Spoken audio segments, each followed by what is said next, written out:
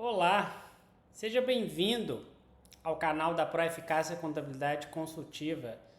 É um prazer receber você aqui. Você que está aqui pela primeira vez, que veio através desse vídeo, desse assunto importante, que é a reforma tributária da renda.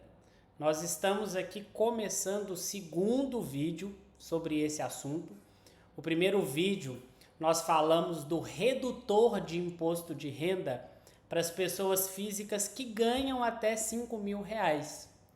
E hoje o nosso assunto, que é a segunda mudança imposta pela reforma da renda, é a retenção mensal de lucros.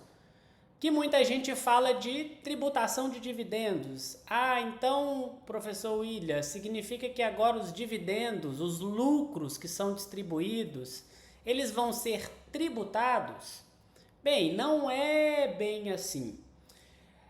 Eu falei lá no primeiro vídeo, que o governo trouxe uma isenção para quem ganha até R$ 5.000, e é claro que isso causa um impacto, um rombo na arrecadação tributária, e o governo precisa corrigir isso de uma certa forma, E aí, a segunda mudança é a retenção mensal de lucros. Vamos entender isso? Está lá no artigo 6º, que fala o seguinte: a partir do mês de janeiro do ano calendário de 2026, o pagamento, o creditamento, o emprego ou a entrega de lucros e dividendos por uma mesma pessoa jurídica a uma mesma pessoa física residente no Brasil, em montante superior a R$ 50.000, em um mesmo mês, ficará sujeita à retenção na fonte. Bem, tem um monte de informação aqui, Primeira coisa, vamos entender o que é retenção na fonte. Retenção na fonte é descontar quando aquela pessoa jurídica vai fazer o pagamento. O pagamento é a transferência bancária, o PIX. Quando vai fazer o creditamento pode ser o reconhecimento de que a empresa está aprovando uma distribuição de lucro. E aí, toda vez que isso é feito em montante superior a R$ 50.000, haverá uma retenção na fonte, um desconto. Para vocês entenderem e fazer uma associação, é o que é descontado na folha de pagamento de um funcionário, por exemplo. A gente tem hoje na folha de pagamento de um funcionário desconto de INSS, desconto de imposto de renda, agora se ele ganhar acima de 7.350. O que o governo criou aqui foi esse desconto, essa retenção na fonte. Então o que a gente precisa entender? Uma empresa que vai distribuir lucro para uma mesma pessoa física e essa distribuição no lucro dentro do mês ela for superior a 50.000, fica-se sujeito a uma retenção de 10%, se esse montante for superior a 50.000. Então significa que se uma empresa estiver distribuindo para um sócio um lucro de 40.000, esse valor de 40.000, como ele não ultrapassa os 50, não haverá retenção. Porém, se esse lucro a ser distribuído ele for de R$ 50.100, por exemplo, haverá uma retenção na fonte de 10%. Haverá um desconto de 10%. Então, eu não vou fazer o pagamento de R$ 50.100. Eu vou descontar 10% desse valor. Para arredondar para a conta ficar mais fácil, imagina a sua empresa distribuindo R$ 60.000 de lucro naquele determinado mês. Sobre esses R$ 60.000 vai ser descontado 10%. 10% de 60.000 dá 6.000. Significa que o empresário ele vai receber 54.000 e R$ 6.000 será descontado do empresário e a empresa vai recolher um DARF para o governo dessa retenção na fonte. Então, gente, o limite mensal, ele é de R$50 mil de uma pessoa jurídica para uma mesma pessoa física. Então, se um empresário ele tem duas empresas, de uma empresa ele recebe 40, da outra empresa ele recebe 30, totalizando um montante de 70 mil, não haverá desconto, porque é de uma mesma empresa para uma mesma pessoa física. Então essa é uma grande mudança que nós tivemos aí para o ano de 2026. Muita gente tem perguntado o seguinte: William, esse limite é mensal ou ele pode ser acumulado durante o ano? Como assim? A empresa não vai fazer distribuição de lucro todo mês e ela resolve fazer essa distribuição de lucro só lá no mês de dezembro. Então eu posso acumular 50 mil vezes 12, daria 600 mil. Quando chegar lá em dezembro, eu posso distribuir 600 mil sem essa retenção de 10%? A resposta é não. O limite é mensal. Se eu não quero ter essa retenção na fonte, eu não posso fazer uma distribuição superior a 50 mil por mês. Uma outra pergunta muito comum: William, minha empresa é optante para o Simples Nacional, isso aí só vale para empresas de lucro presumido e lucro real? Receita Federal já trouxe a resposta para esse questionamento. Essa regra, ela vale para todas as empresas, independente do regime de tributação, tá? Então, via de regra, toda vez que houver um pagamento, que é o PIX, a transferência bancária, ou o creditamento, gente, é assumir o compromisso de que eu vou distribuir lucro para os sócios. Talvez eu não vá fazer distribuição naquele momento, mas eu já reconheço isso contabilmente, essa obrigação, essa dívida. Então, a incidência desses 10%, ele é ou pelo pagamento ou pelo creditamento.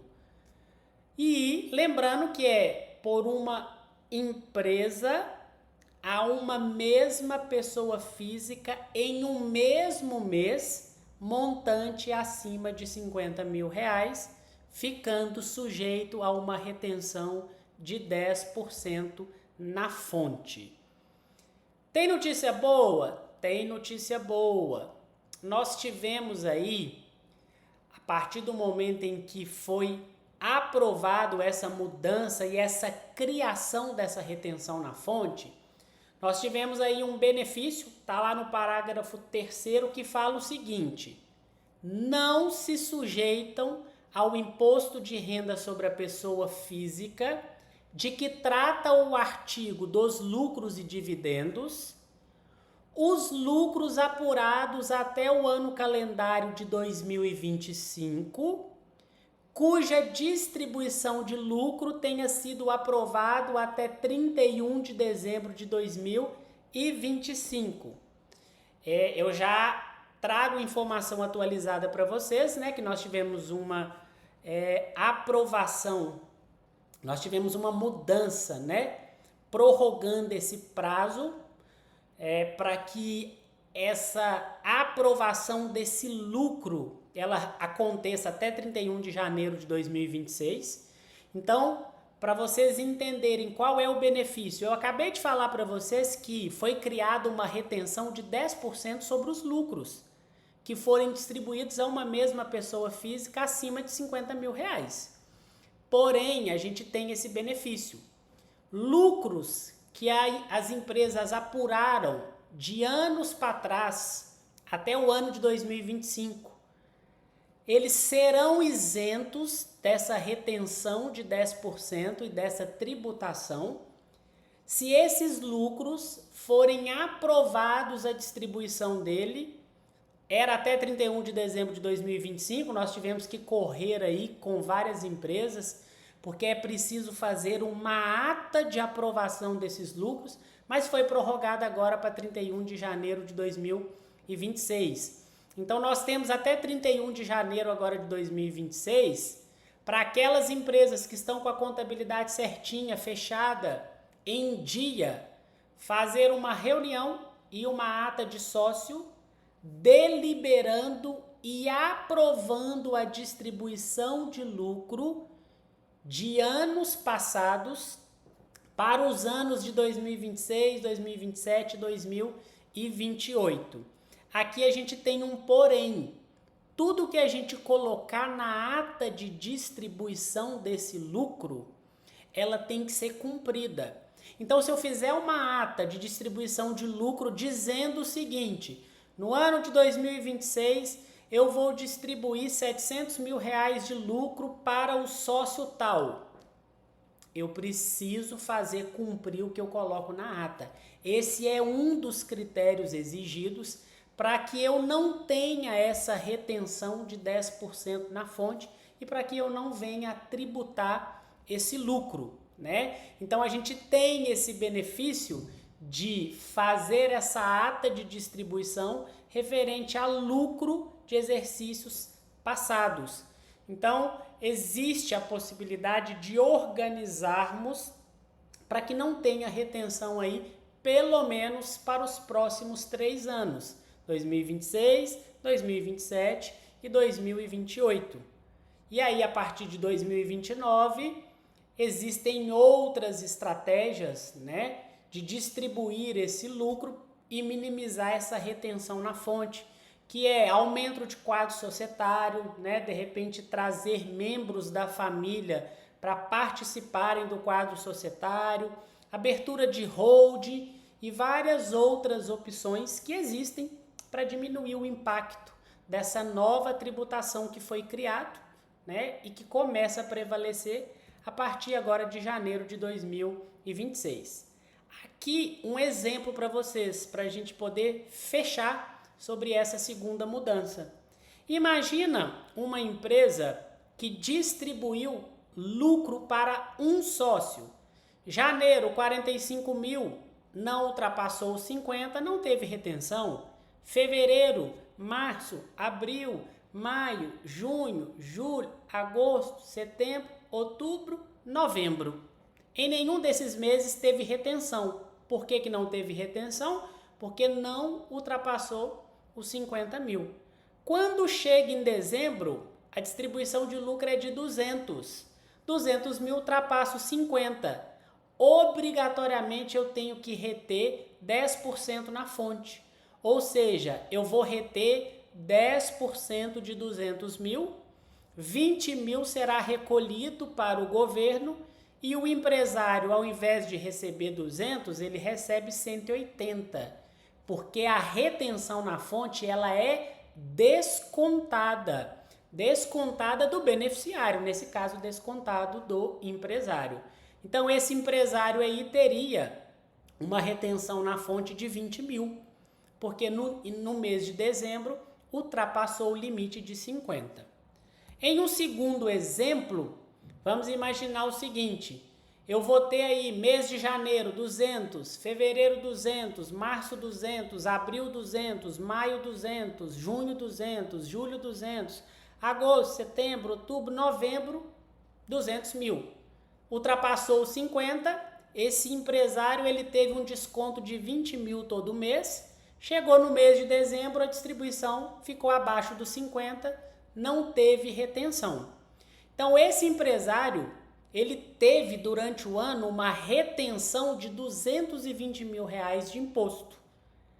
Isso dá para o empresário, gente, uma possibilidade de receber uma restituição quando ele entregar a sua declaração de imposto de renda.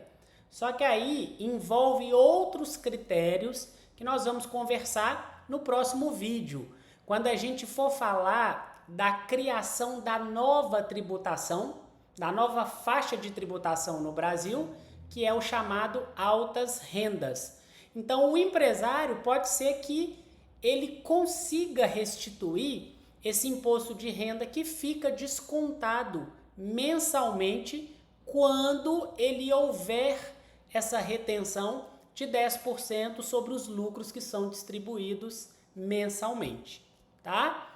E aí eu já falei qual é a estratégia para reduzir esse impacto tributário e não ter essa retenção de 10%. A primeira estratégia, gente, é o benefício que nós temos até 2028, que é a aprovação, através de uma ata de reunião de sócio, dos lucros acumulados até 31 de dezembro de 2025 e como esses lucros vão ser distribuídos em 2026, 2027 e 2028. Se eu fizer essa ata, registrar essa ata ou na junta comercial ou no cartório, caso a empresa tenha sido aberta em cartório de registro, e cumprir aquilo que eu colocar na ata. Então, se eu fizer uma reunião, deliberar sobre a distribuição de lucro, registrar a ata no órgão competente e cumprir o que está na ata, em 2026, em 2027, em 2028, eu consigo fazer a distribuição de lucro sem essa tributação, sem essa retenção. Com isso, a gente ganha tempo para pensar estratégia para 2029, porque a partir de 2029 eu não tenho esse benefício.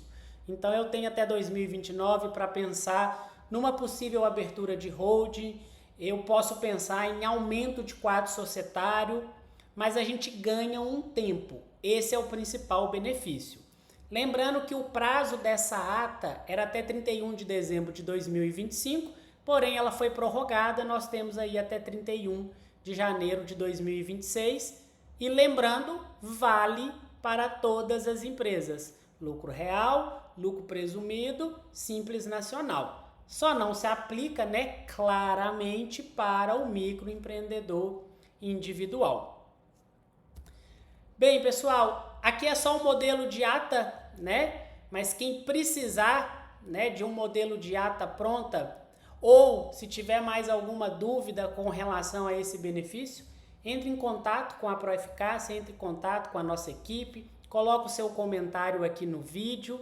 Não esqueça, pessoal, se gostou desse vídeo, compartilha com um amigo, com um empresário, com um empreendedor. Não esquece de inscrever no canal, no nosso canal, se você ainda não é inscrito, deixar o seu like, ativar o sininho, porque teremos aqui muitos vídeos com muitas informações de qualidade.